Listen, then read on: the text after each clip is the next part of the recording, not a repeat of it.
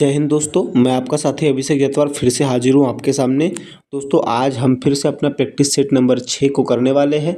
और दोस्तों इन क्वेश्चनों के माध्यम से दोस्तों हम उन क्वेश्चनों को कर रहे हैं जो आपके प्रीवियस ईयर में आए हैं और इस बार भी आने के पूरे चांसेस है, और उनसे रिलेटेड क्वेश्चन को भी हम करने वाले हैं। तो दोस्तों यहाँ पर एक एक करके आप जो है मुझे क्वेश्चनों के आंसर देते चलेंगे, ठीक है। और थोड़ा सा हम फास्ट भी चलेंगे ताकि आपके क्वेश्चन जल्दी कंप्लीट हो जाए। तो पहला क्वेश्चन है आपका कि निम्न में से किस राजा ने बौद्ध धर्म को अपनाया था। तो बौद्ध धर्म को किसने अपनाया था? आपके सम्राट अशोक ने अपनाया था। अब इनसे संबंधित कुछ और प्रश्न पढ़ लेते हैं अपन, जो कि आपको एग्जाम में देखने को मिल सकते हैं, क्योंकि हम एक क्वेश्चन तो पढ़ेंगे ही पढ़ेंगे और उससे रिलेटेड 2-3 क्वेश्चन भी पढ़ेंगे। तो बात है कि कलिंग युद्ध के बाद अशोक ने बौद्ध धर्म को अपनाया था। कभी सवाल पूछ लेता है कि किस युद्ध के बाद बौद्ध धर्म अपनाया था अशोक ने, तो कलिंग युद्ध के बाद, ठीक है। भयंकर नरसंहार देखकर इसने जो है अपना बौद्ध धर्म अपना लिया था अशोक ने। अब बात आ जाती है दोस्तों कि कलिंग युद्ध किस वर्ष हुआ था। तो कलिंग युद्ध जो है आपका 261 ईसा पूर्व हुआ था। और बात आ जाती है कि अशोक का अभिलेख सबसे पहले कहाँ मिला था। तो अशोक का अभिलेख सबसे पहले कंधार में मिला था, ठीक है। अगला सवाल है आपका कि भारतीय संविधान का संरक्षक किसे कहा जाता है। तो सर्वोच्च न्यायालय को भारतीय संविधान का संरक्षक कहा जाता है। अब इससे संबंधित कुछ प्रश्न है कि संविधान की व्याख्या और उसकी रक्षा कार्य सर्वोच्च न्यायालय करता है। मतलब संविधान की व्याख्या और उसकी रक्षा का कार्य कौन करेगा? तो सर्वोच्च न्यायालय करेगा। अब बात आ जाती है संविधान कब लागू हुआ। तो संविधान 26 जनवरी 1950 को लागू हुआ था। और संविधान सभा के अध्यक्ष कौन थे? डॉक्टर राजेंद्र प्रसाद, जो कि स्थायी थे। और अस्थायी सदस्य कौन थे? आपको कमेंट सेक्शन में बताना है। जो अपनी तैयारी के प्रति डेडिकेटेड है वो जरूर बताएगा कि संविधान सभा के अस्थायी अध्यक्ष कौन थे, है ना। कमेंट में जरूर बताना है ना, ठीक है। अब अगला सवाल है कि चोल वंश की राजधानी क्या थी। तो चोल वंश की राजधानी तंजावुर थी। अब इसके बाद है कि चोल वंश की राजधानी तंजावुर थी और यह दक्षिण भारत में स्थित था। कौन से दक्षिण भारत में स्थित था? बात है कि सबसे प्रसिद्ध चोल शासक कौन था। तो राजा राज चोल। राजा राज चोल जो है सबसे प्रसिद्ध चोल शासक था। अब बात है कि चोलों का समुद्री व्यापार किस क्षेत्र से था। तो दक्षिण पूर्व एशिया से चोलों का समुद्री व्यापार था। दक्षिण पूर्व एशिया से। कहाँ से? दक्षिण पूर्व एशिया से चोलों का जो है आपका समुद्री व्यापार था।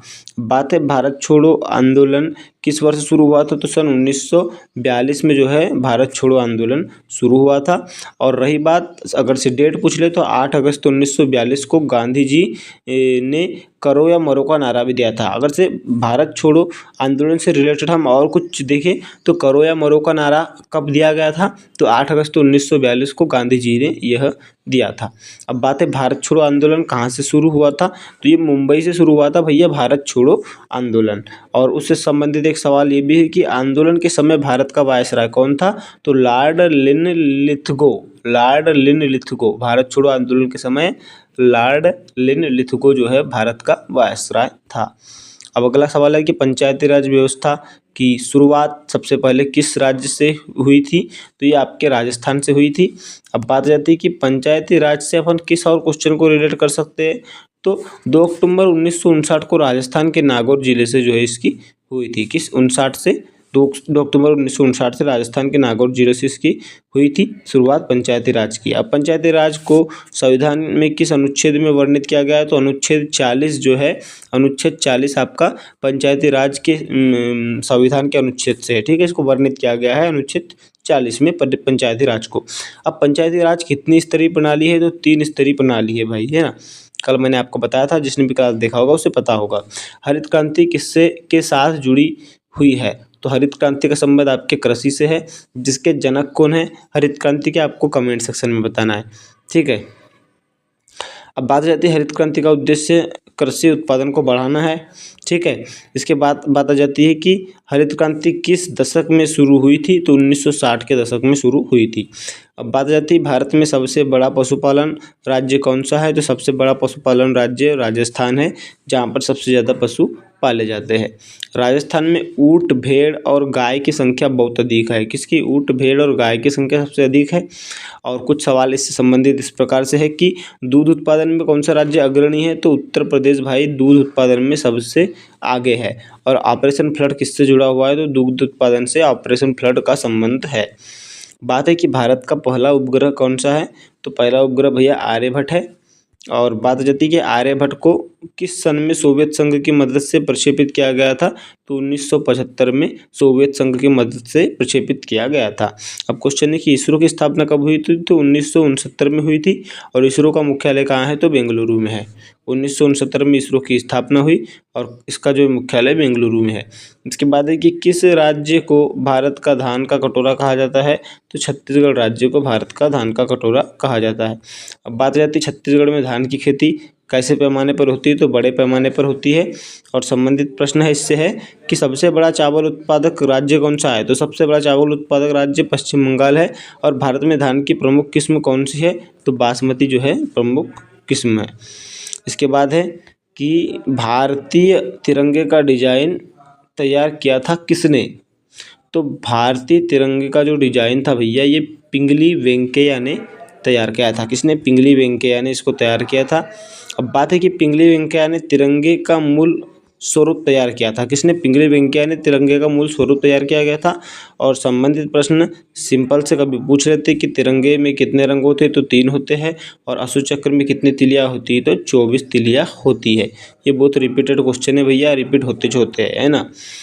अब बात आती है कि आरटीआई एक्ट कब लागू हुआ था, तो आरटीआई एक्ट आपका 2005 में लागू हुआ था। अब बात जाती है कि सूचना का अधिकार अधिनियम कब जो है लागू हुआ था, तो सूचना का अधिकार अधिनियम 12 अक्टूबर 2005 को लागू हुआ था। ठीक है, 12 अक्टूबर 2005 को सूचना का अधिकार अधिनियम लागू हुआ था। अब बात जाती है कि आरटीआई का उद्देश्य क्या है, तो आरटीआई का उद्देश्य है पारदर्शिता लाना। क्या लाना, पारदर्शिता लाना। आरटीआई का उद्देश्य क्या है, पारदर्शिता लाना।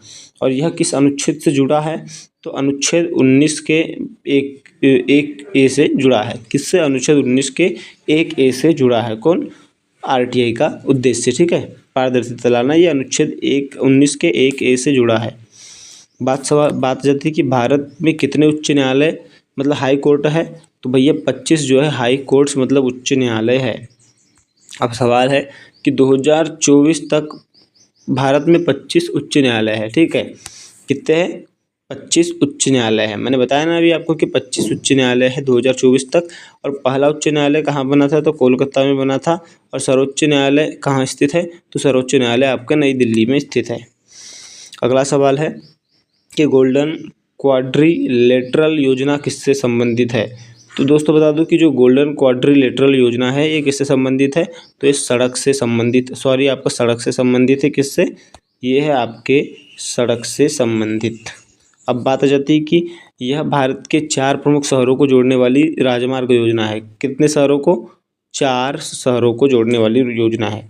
अब योजना की शुरुआत किसने की थी, तो अटल बिहारी वाजपेयी जो पहले के जो प्रधानमंत्री थे हमारे भारतीय जनता पार्टी के, बीजेपी के, उनने जो है योजना की शुरुआत की थी। और कौन से शहर इससे जुड़े थे, तो दिल्ली, मुंबई और चेन्नई और कोलकाता इससे जुड़े थे। बात आ जाती है भारत में मदर टेरेसा को किस पुरस्कार से नवाजा गया था, तो मदर टेरेसा को भैया शांति का नोबेल मिला था। क्या, शांति का नोबेल मिला था। अब बात आती है कि शांति का नोबेल तो मिला था, लेकिन भैया उन्हें जो है यह पुरस्कार कब मिला था, तो 1979 में पुरस्कार उनको मिल गया था, मदर टेरेसा जी को। अब मदर टेरेसा का असली नाम क्या था, तो इग्नेस गोझा जो है मदर टेरेसा का असली नाम था। और मिशन रिज ऑफ चैरिटी कहाँ पर स्थित है, तो मिशन रिज ऑफ चैरिटी आपके कोलकाता में स्थित है। ठीक है, अब अगला क्वेश्चन है जो कि जीके का जनरल नॉलेज का लास्ट है कि चंपारण सत्याग्रह किससे संबंधित था, तो चंपारण सत्याग्रह आपके नील किसानों से संबंधित था। किससे, नील किसानों से संबंधित था। मतलब चंपारण सत्याग्रह आपके नील किसानों से संबंधित था। मतलब गांधी जी ने बिहार के चंपारण में नील किसानों के लिए आंदोलन किया था। अब बात आती है कि चंपारण सत्याग्रह कब हुआ था, तो सन 1917 में हुआ था भाई चंपारण सत्याग्रह। और गांधी जी का पहला आंदोलन कौन सा था, तो चंपारण सत्याग्रह ही जो है गांधी जी का सबसे पहला आंदोलन था। अब भैया सामान्य विज्ञान मतलब साइंस है कि अपन यहाँ पर 15 क्वेश्चन डिस्कस कर लेते हैं। पहला सवाल इस प्रकार से है, मनुष्य के शरीर का सबसे बड़ा अंग कौन सा है, तो सबसे बड़ा अंग त्वचा है भैया। त्वचा शरीर की सबसे बड़ी अंग है ना, जो शरीर की रक्षा करती है। अब बात हो जाती है कि सबसे बड़ा आंतरिक अंग कौन सा है, तो सबसे बड़ा आंतरिक अंग यकृत है। और सबसे छोटी अस्थि कौन सी है, तो स्टेपीज जो है सबसे छोटी अस्थि है। बात है कि जल का रासायनिक सूत्र H2 है। और ये 2 हाइड्रोजन और एक ऑक्सीजन के साथ बना है। लेकिन इससे संबंधित और सूत्र है कि NaCl किसका सूत्र है, नमक का सूत्र है, और ऑक्सीजन का रासायनिक चिन्ह क्या है, O2 है। तो जल के साथ साथ आपने 2 और क्वेश्चन कर लिए, ठीक है। इसके बाद अब दोस्तों आपका नेक्स्ट क्वेश्चन है कि विद्युत धारा की इकाई क्या है। तो विद्युत धारा की इकाई एम्पियर है, ये तो आपको पता ही है। लेकिन इससे संबंधित प्रश्न क्या है कि धारा की माप के लिए आपका एम्पियर का उपयोग किया जाता है, ठीक है। धारा के माप के लिए किसका उपयोग किया जाता है, आपका एम्पियर का उपयोग किया जाता है।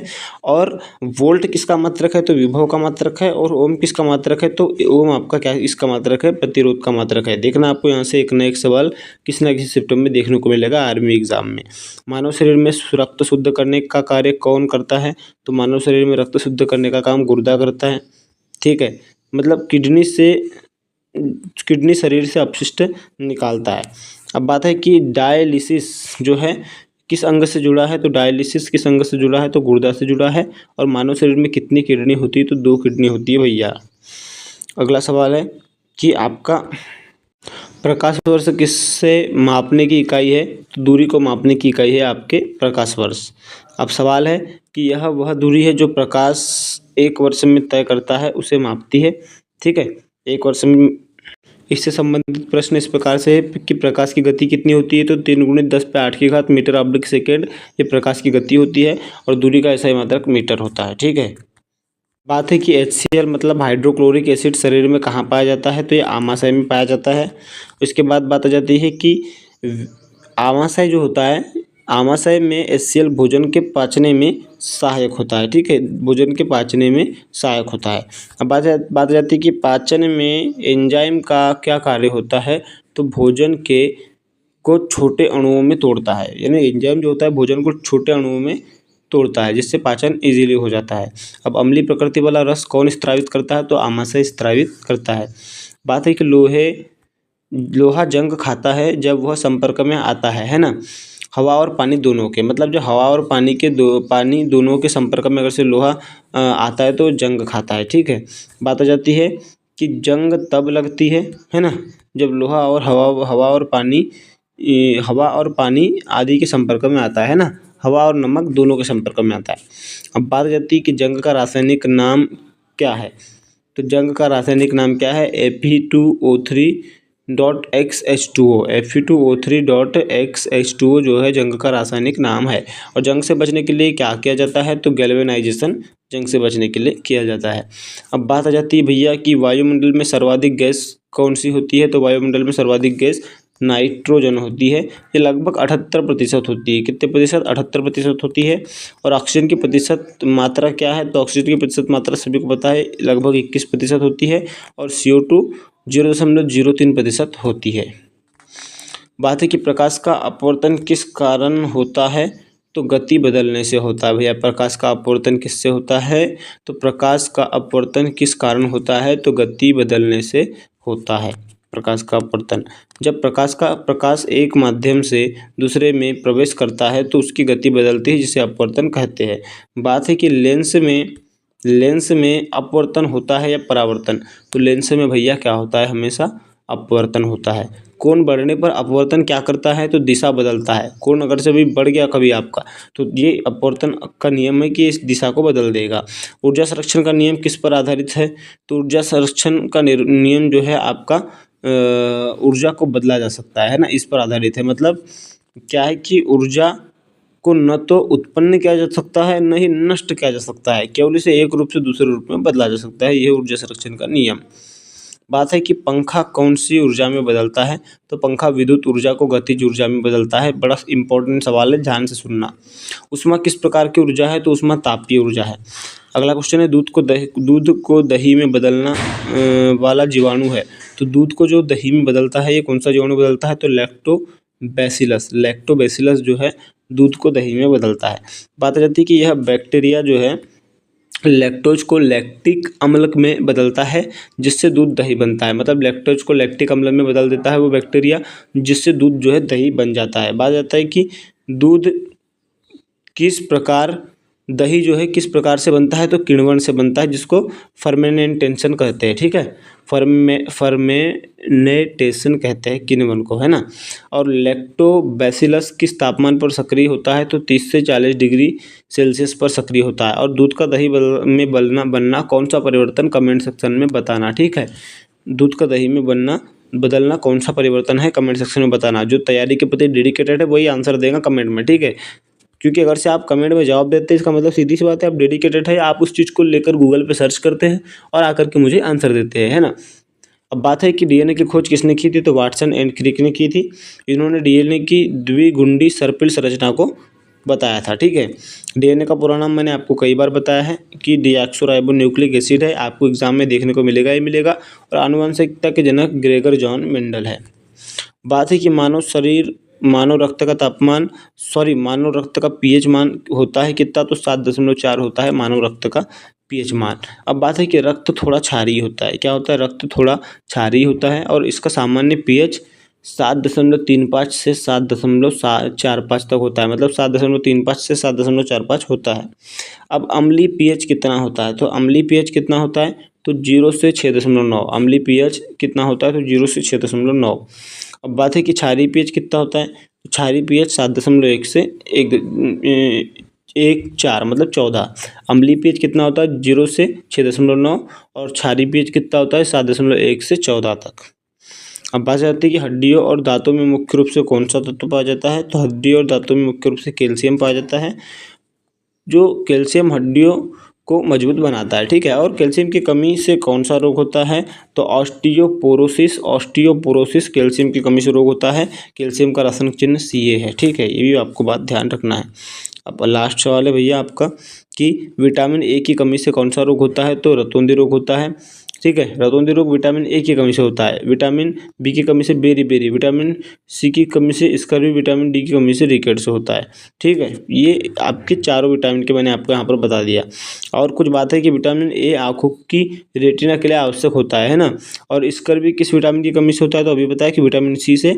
और रिकेट्स से किस विटामिन से जुड़ा है, तो विटामिन डी से। ये भी मैंने आपको बता दिया, ठीक है। तो ओवरऑल हमने यहाँ पर भैया 30 क्वेश्चन कर लिया और 30 के माध्यम से अन्य 3 क्वेश्चन को रिलेट किया है।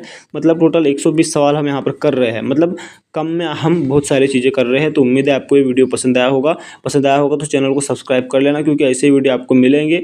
हम एक के बदले 3 क्वेश्चन को और रिलेट करते हुए चल रहे हैं और आपके लिए ज़्यादा से ज़्यादा क्वेश्चन कर रहे हैं। और देखना एग्जाम में आपको ऐसे ही डिक्टो क्वेश्चन मिलेंगे, है ना। आप जब एग्जाम दे के आएंगे तो मुस्कुराएंगे कि भैया सही बोले, आपने जो क्वेश्चन बताया था वही एग्जाम में डिक्टो देखने को मिल गए।